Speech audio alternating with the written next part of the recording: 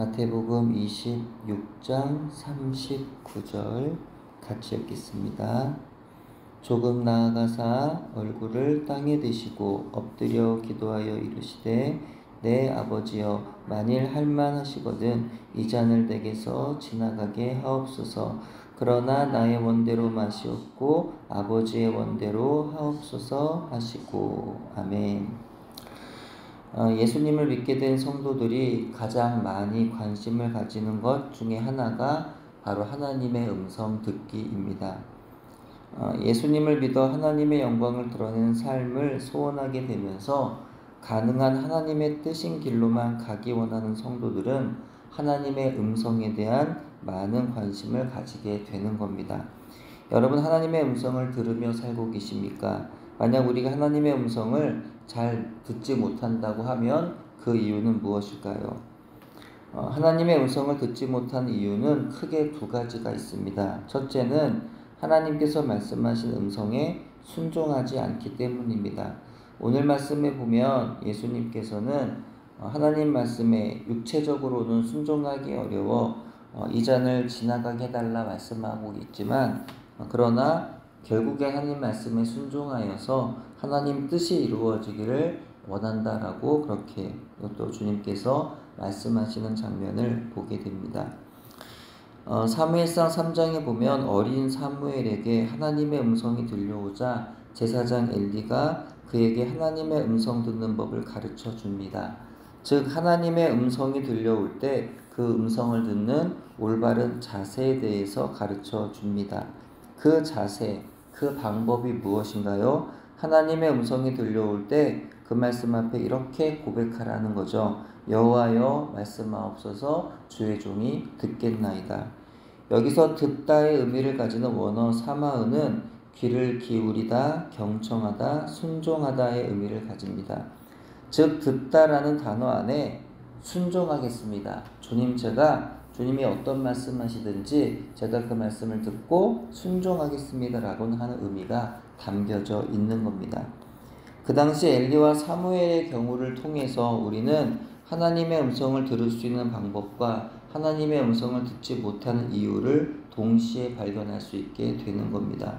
사무엘은 엘리가 가르친 대로 하나님 말씀에 순종하는 자세로 들었기 때문에 하나님 음성을 들을 수 있었다고 한다면 엘리는 자기가 가르친 것과는 달리 하나님 말씀에 순종하지 않았기 때문에 어린 소년도 들을 수 있는 하나님 음성을 들을 수 없었던 겁니다.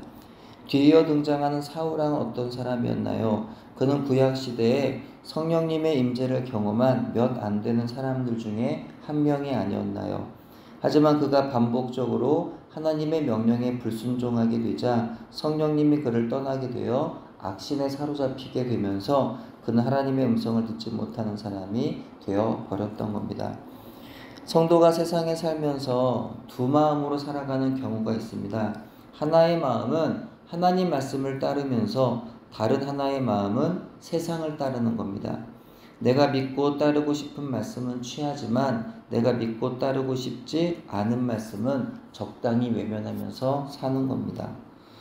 솔직히 우리가 굳이 하나님 뜻을 묻는 시간을 가지지 않아도 그것이 하나님 뜻인지 아닌지를 바로 알 수 있는 문제들이 많이 있습니다. 그런 문제에 있어서는 물을 것도 없이 하나님 말씀에 순종하면 되는 거죠. 근데 우리의 욕심이 그것을 놓지를 못하는 겁니다.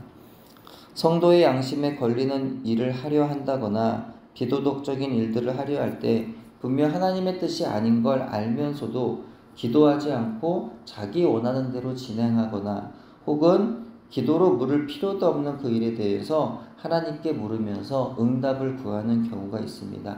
분명 하나님은 하기를 원하지 않으신 일인데 자꾸만 그걸 가지고 묻는 거예요. 제가 이거 해도 될까요? 아닌 걸 알면서도 하고 싶은 거죠. 당연히 하나님 응답하실 리가 없는 겁니다. 요한복음 7장 17절에 이런 말씀이 있습니다. 사람이 하나님의 뜻을 행하려 하면 이 교훈이 하나님께로부터 왔는지 내가 스스로 말함인지 알리라.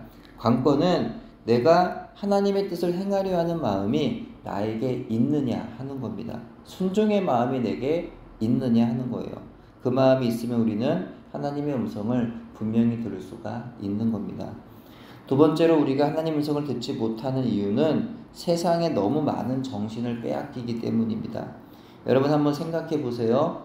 여러분 가운데 한 번에 두세 사람의 말 들을 수 있는 분이 있습니까? 아내가 말하는데 텔레비전을 크게 켜놓고 아내의 말을 들으려고 합니다. 그럼 아내 말이 들릴까요? 예. 남편이 말하는데 다른 사람 말을 자꾸 들으려고 합니다. 그러면 남편 말이 들리나요? A라는 사람과 B라는 사람과 C라는 사람과 D라는 사람의 말을 동시에 들을 수 있는 사람이 세상에 과연 있을까요? 아무도 없습니다. 그냥 들리긴 할지 몰라도 듣는다고 하는 그 취지에 맞도록 그가 하는 말을 하나하나 놓치지 않고 상대방의 말을 이해하고 공감할 수 있도록 정말 들을 수는 없는 거죠. 근데 하나님 말씀을 듣는 것도 마찬가지라는 거예요. 우리가 세상에 온 정신이 다 가 있으면 하나님 음성을 들을 수 없는 거예요. 모든 관심이 돈에 있고 세상 학벌에 있고 승진에 있고 세상 문화와 세상 취미에 가 있으면 하나님 음성을 들을 수가 없는 겁니다. 우리의 눈과 귀로 들어오는 수많은 정보들에 우리의 눈과 귀를 그대로 두면 우리는 하나님 음성을 들을 수가 없습니다.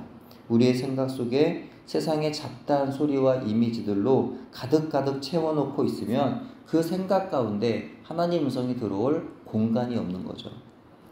여러분 요즘 가장 많이 관심을 가지는 것과 가장 많이 보고 듣는 것들은 무엇인가요? 여러분이 관심을 가지는 것들과 보고 듣는 것들이 과연 하나님의 음성을 듣는데 도움이 되는 것들인가요? 아니면 하나님의 음성을 듣는 것을 방해하는 것들일까요? 내가 무심코 삶의 자리에서 하나님 음성을 듣는데 방해가 되는 핸드폰, 인터넷, 텔레비전 등의 미디어들에게 나의 눈과 귀와 마음을 계속하여 내어주면 사람들의 어리석고 믿음이 아닌 말들과 인간의 욕망을 건드려 유혹하는 세상의 것들에 나의 눈과 귀와 마음을 계속 내어주면 우리는 점차 그 통로로 들어오는 마귀의 공격에 나의 마음의 주인의 자리를 내어주고 말게 될 것입니다. 그러면 내 마음의 진짜 주인 되시는 성령님의 음성을 들을 수가 없게 되는 겁니다. 요즘 여러분은 하나님을 만나는 기도의 자리에서 마음이 정돈이 되고 생각이 하나님께로 맞추어져 기도로 하나님과 영적인 사귐이 건강하게 이루어지고 계신가요? 아니면 기도의 자리에서 온갖 복잡한 생각들과 두려움과 염려들이 찾아와 방해가 되어 도저히 기도할 수가 없으신가요? 후자의 경우라면 여러분의 하루의 삶을 점검하시기 바랍니다. 일상에선 하나님을 떠나 살면서 세상의 눈과 귀를 열어 마음과 생각 속에 세상 것으로 가득가득 채우다가 기도의 자리에 잠시 와 앉아 그때 비로소 하나님 음성을 들어보겠다고 앉아있진 않는지 자신을 돌아보시기를 바랍니다. 하나님의 자녀는 하나님 음성 듣는 게 당연합니다. 양은 목자의 음성을 듣는다고 주님 말씀하셨죠. 이 당연한 일이 여러분에게 참으로 당연한 일이 되고 있습니까? 아니면 이상하게도 어려운 일이 되고 있습니까? 하나님 말씀이 들려올 때 순종하는 저와 여러분 되기를 바랍니다. 세상의 마음과 생각을 빼앗기지 말고 기도의 자리에서만이 아니라 삶의 매 순간마다 하나님의 음성에 귀를 기울이며 살아가는 저와 여러분 되기를 소원합니다. 기도합니다. 하나님 은혜를 감사합니다.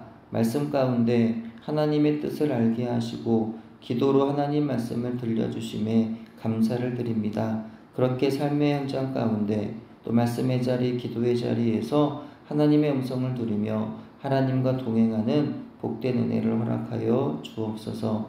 매 순간 넘어지고 실수할 때마다 말씀을 통해 또 환경을 통해 또 사람을 통해 바른 길을 걸어갈 수 있도록 항상 인도하여 주시니 감사드립니다. 삶의 그 모든 순간들 속에서 우리가 보고 듣는 것들이 비록 세상의 것들이 많을지라도 우리의 귀와 우리의 시선을 하늘에 둘 수 있는 지혜를 주시고 하나님 말씀에 항상 귀 기울여 그 말씀에 순종할 수 있는 은혜를 우리에게 부어 주시옵소서. 예수님 이름으로 기도합니다. 아멘.